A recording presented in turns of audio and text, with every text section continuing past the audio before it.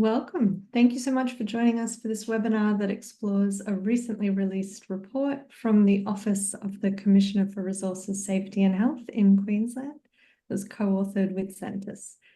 I'd like to start by acknowledging the country that we're meeting on today. We are very fortunate to be coming from some beautiful places in Brisbane and in Cairns. So Ash and I are on the land of the Yugara and the Turrbal peoples, and Tia's coming from Cairns, the land of the Yidinni people. And we'd like to acknowledge the traditional custodians throughout Australia and recognise their connections to land, waters and community, and acknowledge the traditional owners of the land on which we meet today and pay our respects to elders past and present, extending that respect to Aboriginal and Torres Strait Islander people who are here today. And we do this because we value Aboriginal and Torres Strait Islander history, culture and knowledge. This is something that's really important to Centis and everyone who works with Centis, and part of one of our land conservation projects that we're very proud of in the Pillar Valley in New South Wales that all of our profits go towards. If you're unfamiliar with Centis, I'd like to share our mission with you, and that is to change the lives of individuals and organisations for the better every day. And this is something that we live and breathe at Centis. It's something that's really important in everything that we do. And we love sharing our knowledge through our training and our coaching, helping you to measure your culture through our world-class assessments, inviting open conversations during our programs, and combining what we know about the brain, psychology, leadership, and team dynamics with what you know about your world at work. So rather than tell you how to do your job, our intent is to offer different ways of thinking about health and safety and encourage people to take control of their lives through the way they think and act. I'm very fortunate today to be joined by Tia and Ash. Tia is an organisational psychologist and part of our research team here at Centis, and one of the main Centis contributors to this report in the analysis and the write-up. And we're delighted to have Ash from the Commissioner's Office. She's the lead project officer on the Safety Reporting Survey and is here today representing the Office of the Commissioner for Resources, Safety and Health, Andrew Clough, who is an independent advisor to the Minister for Resources and the chair of the Mining Safety and Health Advisory Committee and the Coal Mining Safety and Health Advisory Committee. Welcome, Tia and Ash. I thought I'd give a very quick overview of what we'd like to talk about today. We've got a lot to get through. It is a really large report. Ash is going to give us an introduction to the survey, the way it was designed, the intentions, the aims, and the method. I'll talk through the sample characteristics, the people who participated and completed the survey. Tia's going to cover the results overall for the mining industry as a whole, some of the strengths and opportunities that we're able to draw out of that. Ash is going to cover off on some of the really interesting qualitative comments that we had back through the survey responses, and I'll talk about the cultural maturity. And at the end, Tia's going to wrap it up with some key takeaways, and Ash will let us know where to next for the overall project. We're really keen to answer your questions, so please use the Q&A or the chat function to put in your questions, and we'll make sure that we get to them throughout the webinar or at the end. So I'd like to hand over to Ash first to give us an introduction to the survey. Thanks, Amy. All right, so this is a journey that started back in 2021 with the Queensland Coal Mining Board of Inquiry into the explosion that happened at Grosvenor Coal Mine in 2020. And the BOI report highlighted concerns around the state of safety reporting culture in Queensland's coal mining industry. And it made a finding for CommSHAC, so that's the Coal Mining Safety and Health Advisory Committee, to investigate reporting culture in Queensland coal mines. The Advisory Committee on the Mineral Inquiry side, so that's MSHAC, had also identified reporting culture as an area of investigation in their strategic plans. So the Commissioner at the time, Kate de Preur, decided to expand the scope of the research we were going to perform and also encompass the mineral mines and the quarries as well. Now, the Commissioner was the ideal candidate to run this kind of research because she was independent of the regulator, union, and industry. So she would run the project, and the advisory committees would help with stakeholder engagement and provide advice when necessary to make sure that we got the best outcome. So we decided to start the process by getting a baseline of safety reporting culture in Queensland, and we did that through an industry-wide survey. And the aim of the survey was to understand the current state of reporting culture, but also to identify the strengths and opportunities to drive strategy and improvement. So the survey design, we originally approached market research companies, and most of them told us we only needed about 400 responses to achieve 95% confidence in results. And they also proposed recruiting participants through cold calling residential numbers in mining towns to try and find mine workers that way. Now, that didn't really sit right with us. It was a very narrow methodology, and it also introduced risk that not all groups would be represented. So we decided to forge our own path and perform fieldwork and survey design ourselves. And we'd recently learned that a not-for-profit organisation in the petroleum and gas industry, Safer Together, had their own safety culture survey tool, and they used it as a workforce engagement strategy. So we opened conversations with them and we said, hey, how does this tool work? It seems really cool. Like, what could we do to utilize this in the mining industry? And they started working with us, and they gave us permission to take that tool, modify it to suit our target audience, and use it in the mining industry. So we then made modifications to it to help make sure it suited a mining vernacular a bit better. And we went through a long stakeholder engagement process with 2 working groups who had members representing industry, union, and the regulator. And that was from both the coal and the mineral side.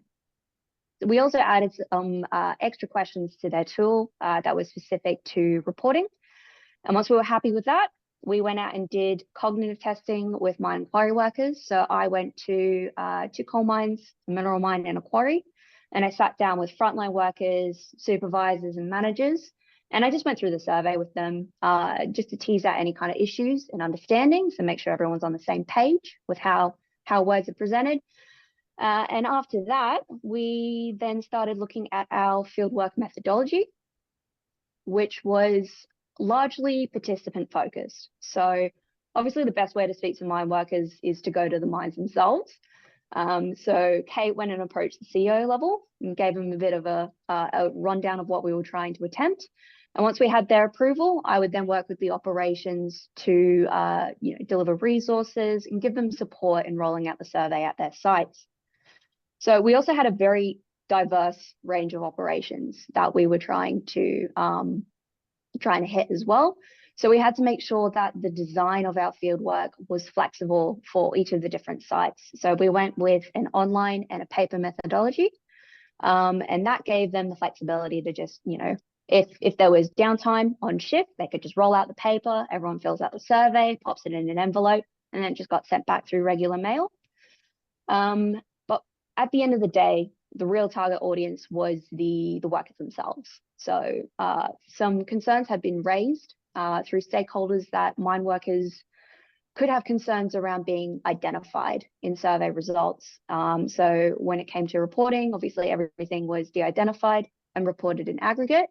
And we made sure that the survey collection process was as private as possible. So all of the paper surveys had an envelope that could be sealed, and the online surveys went direct to a secure server. So once we dealt with all of that, we then needed to test the methodology in practice. So we wanted to get a small site and a large site and make sure it worked well in these different kind of environments.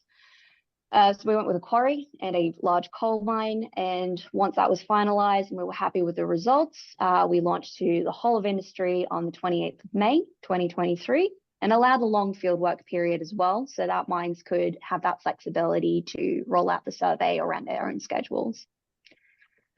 So before we get into the results, I will talk a bit about the dimensions of the survey. So as you can see, we've got a table here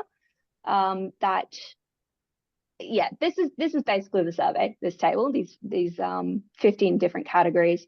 So the design of the survey was to assess how often positive safety behaviors were exhibited by the immediate environment of a person, the frontline leaders they interact with, and the senior leaders they interact with. The safety behaviors were also specific to each group. So the safety behaviors that a team should display, the safety behaviors a frontline leader should display, and a senior leader.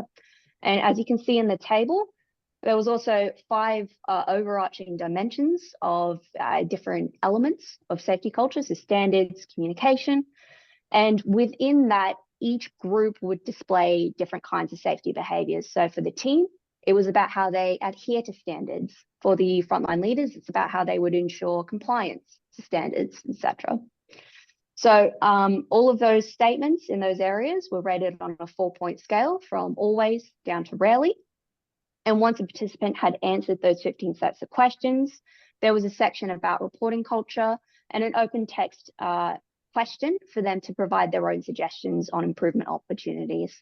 So I'll hand over to Amy now to talk about the results. Thanks, Ash. It's fantastic to have you give that overview so people can see the amount of work that went into the actual setup of the survey as well, which I think you can see in terms of the amazing response rate you did end up getting and the opportunities that then present at the end of this as well. So overall, over 7,800 people participated in the survey, which is absolutely phenomenal.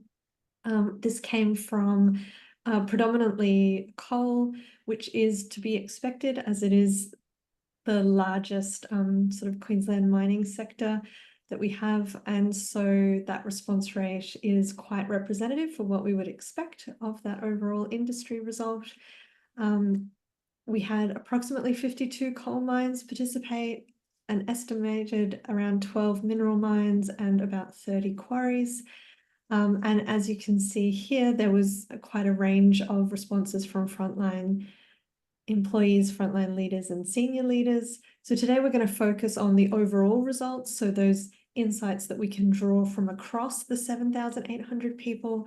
But it's worth acknowledging that the report does break down the analysis and has a separate chapter on coal, on minerals, and on quarrying. And so that if this is an area that's of particular interest to anybody who's listening to the webinar, is really keen to know a bit more about specific results for minerals or for quarrying, they can go to that specific chapter and look at that. And I'd also like to let the audience know that our coal and mineral chapters also break the results down a little bit further into underground, surface, and exploration, which gives that breakdown of results a little bit more of a fine-grained nuance exploration as well. And there's some really interesting results from this large sample to talk through today as well. In terms of the demographics of the people who have completed the survey, their age, gender, and education were fairly representative of the industry. You know, for instance, quite a substantial proportion of the respondents were male. Queensland population spread of age group and education levels was, again, as we would expect to see, quite reasonably normally distributed for what the Queensland sample would be. In terms of industry tenure, again, we can see a nice normal distribution. About 7% of the respondents had less than a year, and we've got about 2% with more than 40 years in the industry. So you can see, again, that sort of bulk of people sitting in between there. The percentage of mining participants from various employment types, about 60% were employed by worksite owners, 21% worked for contracting organizations, 11% for major service providers, and 8% for labor hire. So again, reasonably representative of what we see across the industry as a whole as well. Here you can see some of the demographic split for the position. Again, we can see that frontline employees sitting at around the 68% and leaders taking up around that sort of 28%. It's interesting to have a look at the length of time that people have been in their leadership role at their particular site as well. And you can see there's quite a range here with sort of 23% sitting there for more than in their leadership role for more than 10 years. And again, sort of falling down from there, sort of 13% in that 6 to 9 year range, 24% in the 3 to 5 year range, 21% less than 2 years, and about 19% with less than a year. So again, quite a range across the leadership levels. And that's really fantastic to see that it feels like we've got a good response from people who've been in their roles for a really long time and people who are fairly new to their leadership roles as well. And a nice split between frontline employees and people who are currently in more managerial roles. I'd love to hand over to Tia to talk through some of the results that we've found. Thanks, Amy. So yeah, as Ash mentioned earlier, so we had 5 main dimensions measured in the survey at the team, frontline leader and senior leader level. And you'll notice that some safety culture factors like communication, involvement were measured, as it's important to understand those broader safety culture factors that contribute to reporting. So we wanted to make sure that we weren't just looking at reporting specifically, but everything that kind of sits around that and impacts that as well. By assessing those dimensions at the team, frontline leader and senior leader levels, we could also see if there were any differences that existed in terms of the perceptions that people have of those different levels of the organisation. So yeah, on the next slide, we have the results for those different dimensions for the Queensland mining industry overall.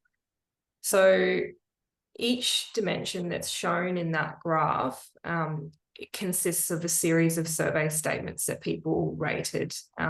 So there were safety behaviours of the team, frontline leaders or senior leaders. So as Ash mentioned, they rated from rarely through to always. So always was considered positive. So if they were rating always on average, that's shown in that darker blue portion of the graph. If they were rating on average as usually, that was considered fair. So still in that more positive end of the scale, but we considered that a fair result in that light blue. And then finally, if on average they were rating statements as sometimes or rarely, that was considered negative, as shown in the red. So you can see that overall the results are actually quite positive. So for most of the dimensions, you've only got about 15 to 20% sitting in that negative range. But that being said, there's still, that's where you've got to look at, you know, where there are opportunities to improve that as well. So you can also see that the senior leader dimensions are probably rated a little bit lower than the other, the team and frontline leader, which is actually quite common. We see that a lot in our research as well. And then there were some areas that were rated a bit higher. So some in that team section, such as the team's risk management and also, you know, senior leader reporting at the bottom there as well. So that encouragement from senior leaders to report. So to determine the key strengths and opportunities for the Queensland mining industry, we took all that information, but we also went down to that individual survey item level, because we did find that there were some statements that were rated a lot higher or a lot lower than others. So we looked at that level as well. And we basically took into account, you know, how people were rating these statements on average, but also that proportion of people in the negative versus the positive range. And particularly for mining industry overall, we were also seeing what was actually consistent across the different sectors. So coal, mineral and quarrying, to make sure that we were showing, you know, the consistent strengths and opportunities. So if we dive into the strength areas first, so what we found was that team members look out for each other and support each other to work safely. So that's a really common one that we see at Centis as well. So in a big study that we did a few years ago, we found that for organisations that are at that high level of maturity, this is one of the top strength areas, which shows that it's one of those key drivers to improve the safety culture. So that was a really good result. For the team level, it was also that their prioritisation of safety, the extent of their knowledge and their risk management as well. We also found that frontline leaders encourage teams to take action if something feels unsafe. So we're seeing that support there from the frontline leaders as well. And that both frontline and senior leaders are quite consistently encouraging reporting. So that communication and encouragement is there to report incidents and near misses. We also found that senior leaders are focused on investigations, and there's also an awareness of, or a high level of awareness of, the internal reporting pathways. So people do actually generally know how to report internally. So overall, this shows that at that team and frontline leader level, there's a lot of support there and understanding of safety risks, and there is encouragement from leaders and people know how to report. But on the flip side, with the opportunity areas, we found kind of other areas that could be addressed. So one of the top ones that came out was the reporting systems themselves. So the actual process or procedure that people go through to report a near miss or an incident. So we found that 28% of participants found that the reporting process on their site is complex, unclear, or time consuming. Again, this was a very common finding that we've had. So we've got a very extensive aggregate data set, and we found that one of the top reasons that people don't report is because they have issues with actually going through the reporting process. So in some ways that wasn't too surprising to us. There was also the frequency of senior leader site visits, which is also something we commonly see, and the timely feedback from senior leaders on the concerns raised by the workforce. So that was also an opportunity area. And as you can imagine, if people don't hear back when they do raise a concern, they're less likely to report. So that's an important one as well. There seemed to be a lack of opportunity for the workforce to participate in safety initiatives, and also whether there's realistic timeframes and resources to get the job done safely. So that's another one that we've seen come up quite a lot more recently. It's the resourcing and workload is quite a complex thing to manage. So yeah, it wasn't surprising that that one came up as well. Another opportunity area was that level of confidence that bullying, discrimination, and harassment complaints would be addressed appropriately by leadership, and also the extent to which frontline leaders give recognition to good safety behaviours. So we commonly see that recognition is something that leaders tend to not do as well. So that was consistent with our research too. Thanks, Right. Kate.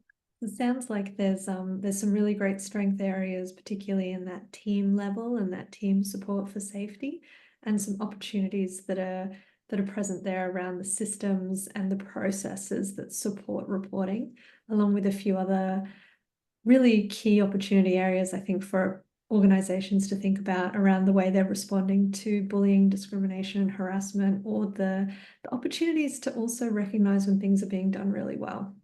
So we know that there can be a lot of power, not just when calling out when there are problems, and responding appropriately when there are problems, but also calling out and recognizing when things are working really well. So it's hopefully prompted a few thoughts for people in the audience on things that are going well in their organization already, or things that they might be able to do a little bit better in the future as well.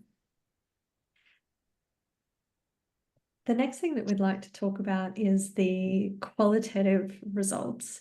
And this was responses to the question that's on the screen at the moment. If there was one thing to focus on that would improve reporting at your site, what would it be? So I'm going to hand over to Ash to talk about how she's sort of approached the data that was given to us with this question.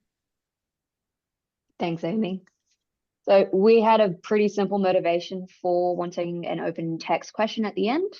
We just wanted workers to have the opportunity to tell us their thoughts in their own words. And we wanted to have a bit of insight into the why behind how statements were rated.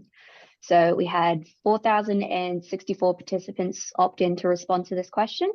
And from that, we had 5,062 mentions of different improvement areas. That was a large amount of unstructured response. So to effectively utilize that information, we sorted all of the responses by sector and then into broad themes that captured the sentiment of response.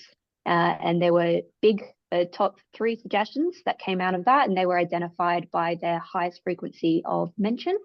And they also stood out prominently from all of the other suggested areas by a large margin. So they were improvements to reporting systems. So that corroborates with the ratings from the statements. We also had fear of reporting and providing feedback on reported incidents and hazards. Now, these 3 suggested improvement areas were consistent across coal, mineral, and quarries. And I believe Centus also found a lot of similarities in our results to their own work. Was that right? Yeah, so we based on our aggregate data set and also a lot of qualitative data we collected from interviews and focus groups, we found pretty much it was completely consistent in the sense that when people don't report, they said that the reason why was either that the reporting system's cumbersome, that there's a lack of feedback afterwards, or that there's a fear of the potential consequences. So they were same top 3 reasons for not reporting. Yep. We also often ask about the number of incidents people have experienced and the number that they have reported. And so we can compare organisations' underreporting rate to our benchmark, which is averaged across a wider stratified sample of organisations, in particular industries and internationally. And we do tend to see, on average, depending upon the industry, but mining sits, I think, around 22%, 23% of incidents have not been reported. But again, we have a big range there. There are some organisations that might be as low as 10% and some organisations that might be up over the 50, 60%. And I think that when you even think about that average rate of underreporting sitting around the 20%, that means that there's 1 in 5 incidents that you don't hear about, that aren't going into your system, that people aren't talking about. And, you know, as Tia explained, the reasons that people give us for not reporting those things is they either don't see the value of reporting it, they've done it before and nothing changed or happened, or they just decided to fix it themselves. And sometimes, you know, as we know from the importance of being able to learn, share, and improve from these sorts of incidents, and even to get some of those early warning signs coming through your system of incidents that have the potential to have actually been much worse than they were, if not for luck or chance. You know, very fortunate that things didn't go any worse. We're really missing out on some of that information. And these things that are on the screen at the moment in terms of improvements to our systems, helping people understand why it's important, helping people access their systems, making them streamlined and faster, providing feedback at the end so that people know that what they've submitted has been thought about, heard, responded to, a change has been made.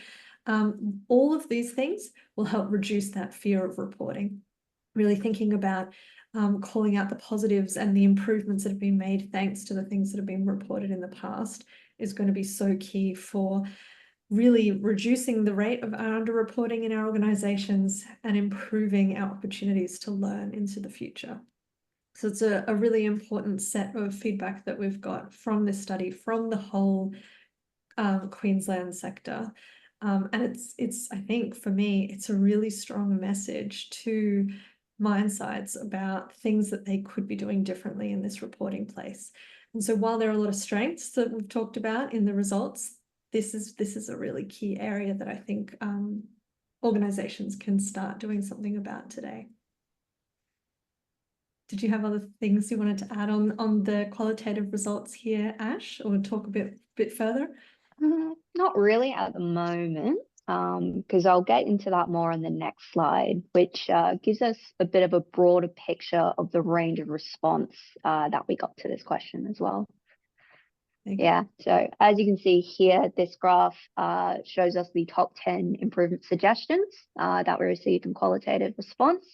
As I said before, you can see the top 3 are quite a fair bit ahead of everything else.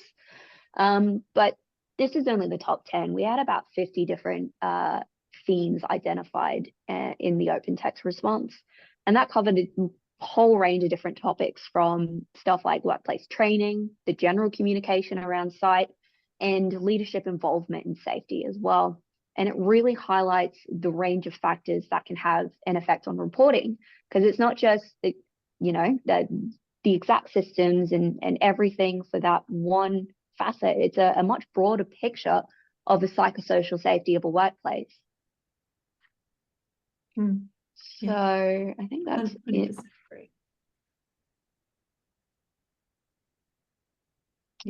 Fantastic. Thanks, Ash. I think you picked up No on a really worries. good point there. Mm. Yeah, it really is about the broader culture that supports safety across the organization, Mm. and the ways in which, you know, training and support and communication are all considered. And it's wonderful that people are calling that out in their response to, you know, what's one thing that could be done to improve reporting in your organization. They're picking up on a lot of these key things that can be improved. Yeah. Thanks. So one of the interesting things that we often get asked to look at is the idea of safety culture maturity for organizations.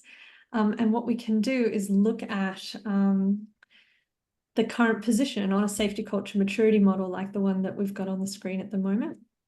And now normally we'd recommend to get a really accurate understanding of culture that you'd approach this through interviews and focus groups, getting the stories to understand the norms and the beliefs that are shared perceptions across people in an organization about the way safety is done. And safety culture maturity, if we think about it from this bottom end, at that counterproductive side of things, where people really feel like the company doesn't care about safety very much. You've got to look out for themselves. They don't really understand why or how things should be done. Versus a public compliance where we've got good systems, we've got policies, we've got procedures. People know that they're supposed to be doing these things. It gets in the way of work a little bit. They make sure they do it if they're being monitored or checked, but otherwise it can be a bit frustrating. They may not necessarily understand the why behind what they're doing.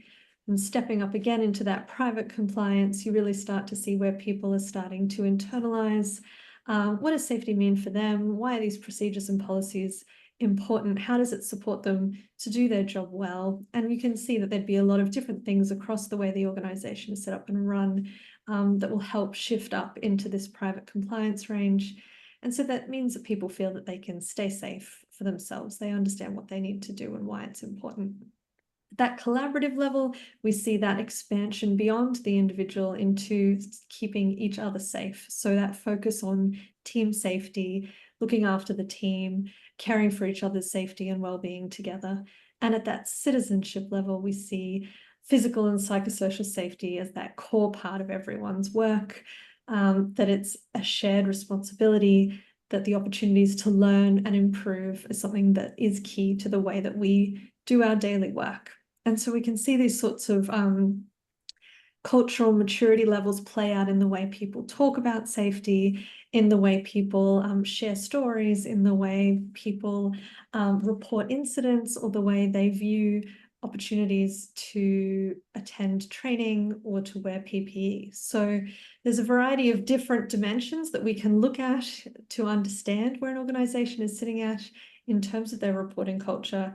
And one of the things that we were asked to do based on the data that was here was to think about where would this set of results in particular from the survey, the qualitative and the quantitative responses, place that Queensland industry as a whole on a maturity model. And what we did was we chose 5 components of the 24 components of our safety culture approach to look at, and that was willingness to report within team support for safety, supervisor safety commitment, management safety commitment, and psychological safety. And what we did was we looked at the results that contributed to each of those areas and matched that up to our maturity descriptors across the 5 maturity levels. And based on the key results that we've got from the report, the Queensland mining industry was placed at the lower end of the private compliance range. So this is acknowledging that the majority of people in the industry who responded to this survey talk about reporting hazards and incidents through appropriate channels.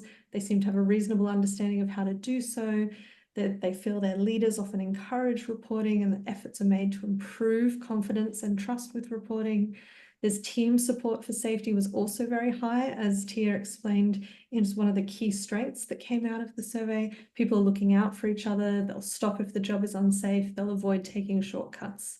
And so safety and well-being are discussed as needed. However, there were definitely still some barriers that existed, as Tia explained, in those opportunity areas that can decrease the likelihood that a person may report.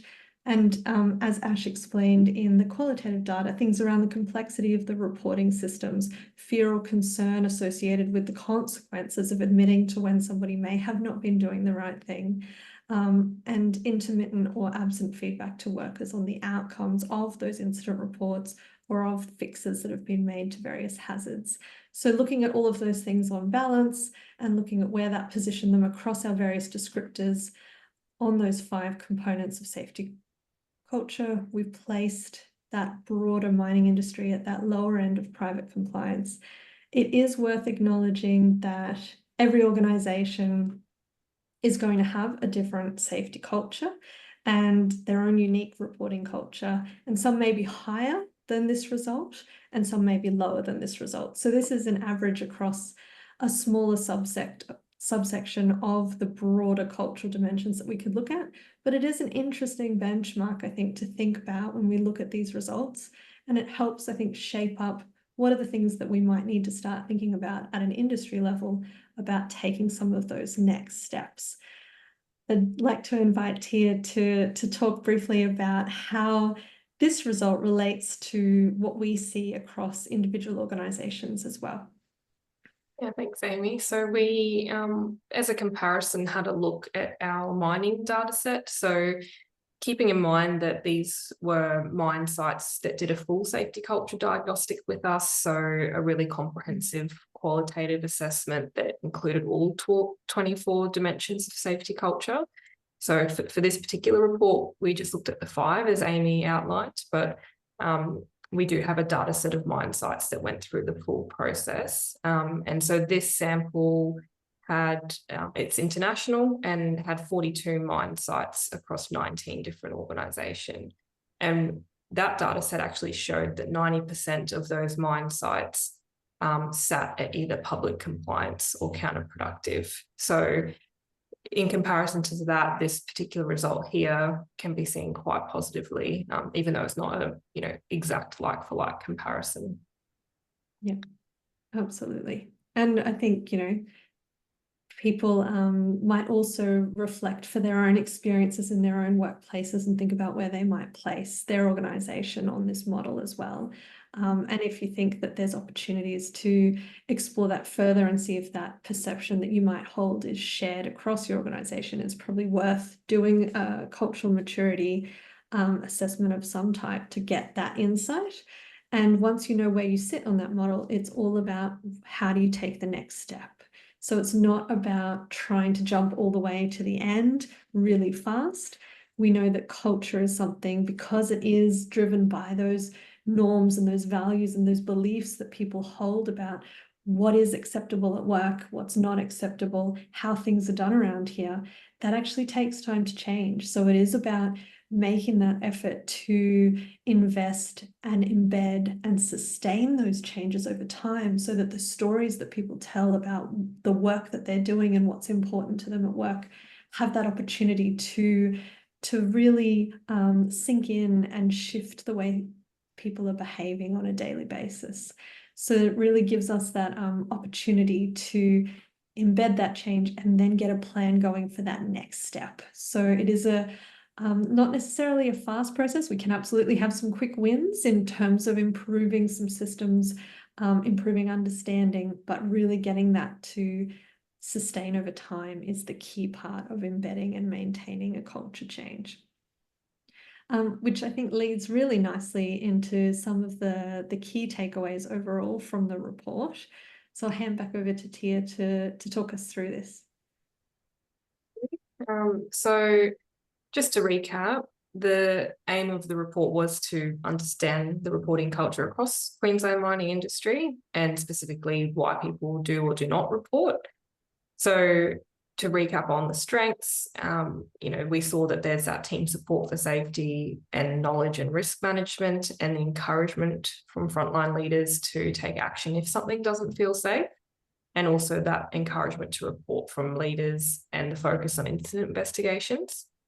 And then in terms of opportunity areas, we talked about the reporting systems in terms of how simple and easy they are to use, the frequency of site visits from senior leaders, the feedback to the workforce after they raise a concern, And we also found that the timeframes and resources to do work safely was an opportunity area, as well as that recognition from leaders.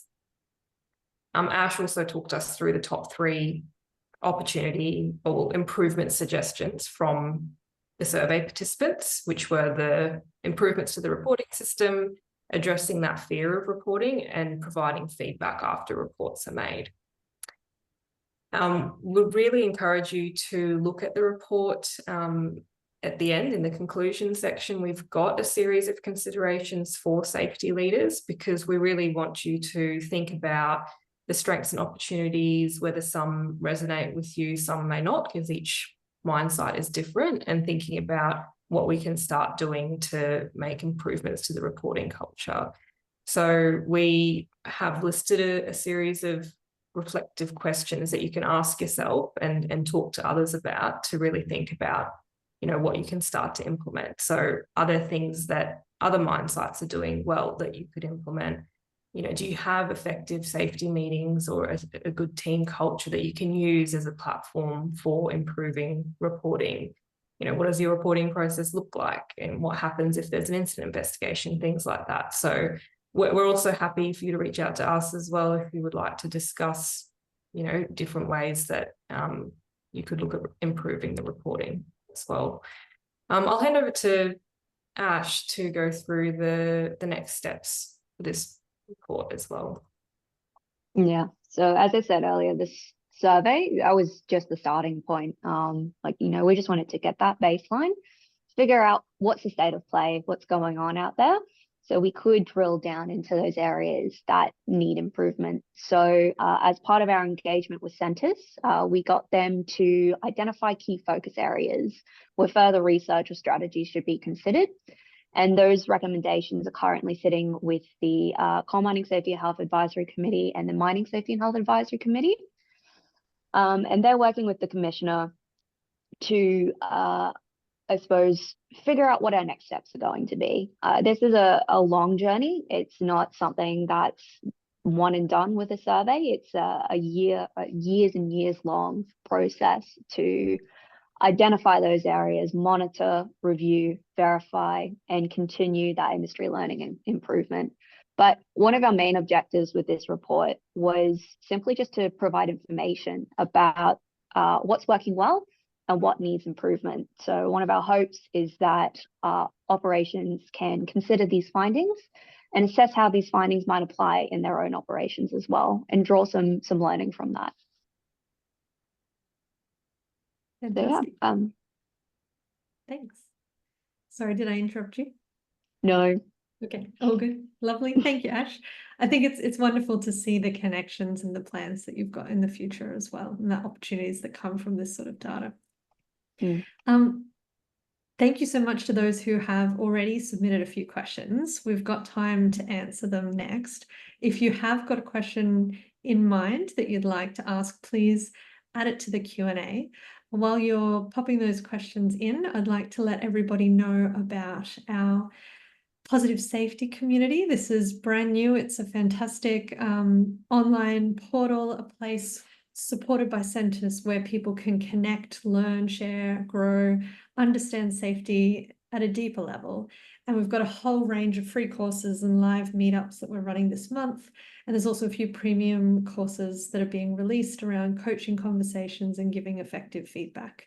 So if you're interested in having a look, please scan the QR code that's on your screen at the moment, and we'll put the link in the chat. If grabbing out your phone and scanning that QR code is a little bit tricky right now while you're listening. And as we've already seen, popped in the chat has been the PDF for the report. If you'd like to download a copy, there's also a QR code there. As Tia mentioned, we really encourage you to have a look at the report. There's a lot of different cuts to this data and a lot of different ways you can have a look at it. I'd like to jump across into some Q&A. So we've had some interesting questions come through, some of which I think really reflect the topical nature of what we're facing in safety at the moment with the psychosocial regulations and that need to expand our understanding of safety. So one of the first questions we've got, I'll pose it over to Ash and Tia. Were the questions qualified as physical safety versus psychological safety or kept as general safety? All right, so I'll talk to, I suppose, how we designed the questionnaire on that one. So we didn't necessarily put distinguishing indicators on each of the statements to say this is about physical safety and this is about psychological safety, because they kind of overlap in a way. Like there's the physical aspects of the systems and procedures you need to adhere to and the steps you need to take to do a job safely. But there's always that psychological factor playing around it. So some of the statements might be a bit more on the psychological side and some of them are a bit more on the physical side. Yeah. Thanks, Ash. And yeah, I think that's the interesting thing about safety for people is that I think they're going to think about it depending upon what's currently front of mind for them and their role. And in many ways, that is what we're really looking for when we think about safety culture. You know, for some people, they are in really high risk situations every day, and that physical safety is front of mind. That psychosocial safety is going to be absolutely essential for their physical safety as well. And there'll be other people that are not in physically high risk roles that will think about safety with a different mindset, but at the end, and perhaps a little bit more into that psychosocial side of things. But at the end of the day, that culture that the organization has about the way safety as a whole, physical and psychosocial, is treated is going to really drive the way people perceive safety, the way they look out for each other, the way they feel in terms of their day-to-day work choices and the situation that they're in. So I think safety has always had that complex nuance to it. And I think it's been really great that some of the questions in this have focused in on some of those key issues around bullying and harassment, as well as those physical sort of incidents or high risk hazards and things like that as well. So it's got a bit of a balance across it. And as Tia said, because we did do the analysis at the item level as well as the overall dimension level, it did give us the opportunity to look at those specific questions that were a little bit more psychosocial or a little bit more physical in nature and look at the perceptions that people had that might have changed. Cool. It was a good question. Thanks, Melanie. We've got a question here from Ryan about exploring the underreporting sector difference between mine quarry owner with employees versus owners with labour hire or contractors versus subcontractors. So I think that's looking at that organisational level difference. Ash and Tia? Yeah, good question. I'll let you start, Tia. So I'm just unpacking the question a bit. So underreporting specifically, we didn't measure in this report, as in we didn't ask people how many did you experience and how many did you report. So when we referenced that, that was discussing some of the centre's research. But in terms of differences between, the people employed by the worksite owner versus labour hire contractors, overall, we found there wasn't a significant difference in people's perceptions of how they rated the survey dimensions in this particular survey. So we have got a page on that looking at the differences. And it's probably interesting just to see that the experience was actually quite similar between those groups. Yeah. It is worth noting there that is still grouping all of that sort of category together and comparing that whole category as a whole to another whole category as a whole. And again, that opportunity to explore at the organization level, specifically to where you're working at the moment, is where you're going to get the opportunities to understand more of the nuances. So in general, I think sometimes there can be that perception that overall as a whole, there is a more negative or a more positive experience of safety, depending upon what organization sort of structure you might be working for. But it was really interesting to see that really didn't come out in the results that came through on average as a whole. Yeah. There's a second half to this question about the bias of those who responded to the survey could be more positive or potentially more negative. And this is often what can happen when you do surveys of this nature, you can get the people who sort of have a real beef or a real axe to grind, and they're going to get on and they're going to tell you everything that's wrong. And then you can also have the people who just think everything's great and they want to make sure you know about it as well. The interesting thing, I think, when we looked at the spread of demographics that we had, we really did have quite a representative sample across there. The fact that we've got almost 8,000 people who've responded to this survey is also pretty amazing. I think it's a great credit to the team at the Commissioner's Office in terms of the work that they put in to get people on board and to get the invitation to participate out there. And in terms of the actual data that we've got, it really didn't give the impression that it was just people at one end of the spectrum or the other end of the spectrum. There was that range of responses. And the amount of people that we've got responding was also pretty fantastic. Yeah, and we did as best as we could to address that in how we did our fieldwork methodology as well. So like I said, we approached everyone we could. We went to every single mine. We said, this is what we're trying to do. We want everyone involved. And that's the best way to get a good picture, is just get everyone to do it, really. Yeah, exactly. And I think a lot of work went into it from Ash and the team in terms of making sure people felt safe to complete the survey anonymously. I think that's a big part of reducing that bias that you get. And also making sure that the survey wording was relevant to mine workers as well. So I think those two things would have helped with making sure people that, you know, were comfortable to answer and were honest when they responded. Yeah. Fantastic. Yeah, an important factor with that was also that we addressed it through tripartite means. So we did this with the collaboration and the support of industry, unions, and the regulator. We all got together, we all agreed on the same objective, and went out there with a united front. And that was, I think, really important in making sure that people felt confident in what we were trying to do. Yeah, fantastic. Thank you. We've got a few other good questions that are coming through. I'm trying to pick which one we'll jump to next. I'll briefly acknowledge, thanks, Amanda, for your questions. I think the interaction between physical and psychosocial safety is something that everyone's trying to navigate well. And I agree with your point around people just trying to talk about psychosocial as individual well-being rather than acknowledging the broader organizational impact that our workplace can have on our health and safety.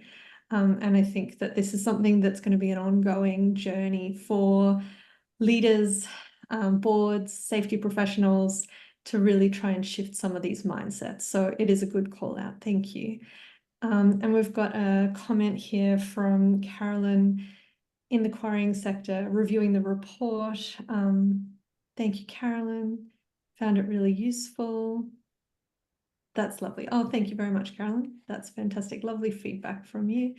Another question here, any indication from the leadership participants about the regulation compliance and the qualifications that may lead to underreporting of safety incidents and hazards in terms of that? Yeah, that's a really interesting question. So we did find a small response in the qualitative section around the regulator under the concept of fear of reporting, comments to the effect of that fear of regulatory, I suppose, outcomes can have an effect on reporting.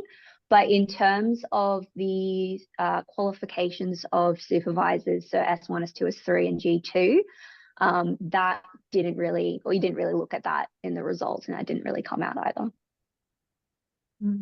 Yeah, it wasn't a question that was explicitly asked, was it, Ash? Yeah. No, it wasn't. Yeah, but it's a good potential future piece of research to look at. And we've got another question here from Damon looking at the more proactive side rather than the reactive side, and asking about any insights related to the implementation of organizational critical controls that is expected to be in place before work starts, or challenges with ongoing effectiveness of critical controls and how the reporting processes support or hinder those critical risk management systems. Mm.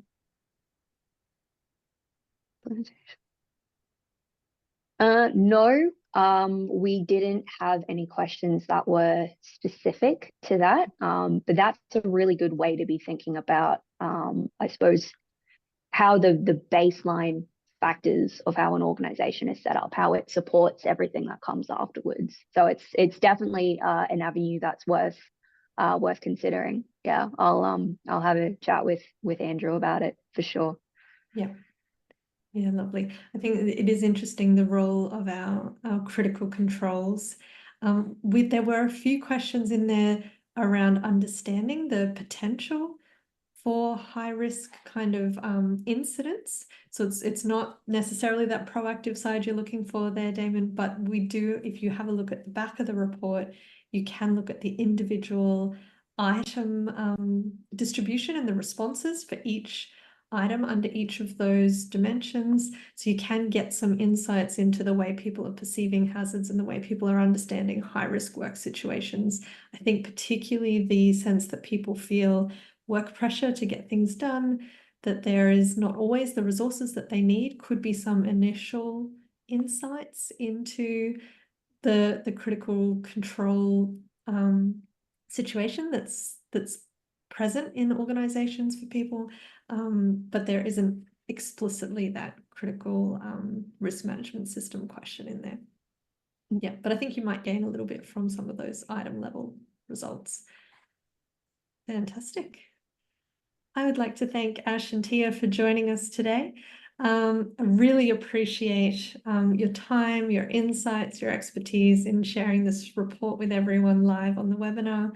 It's been fantastic to chat with you.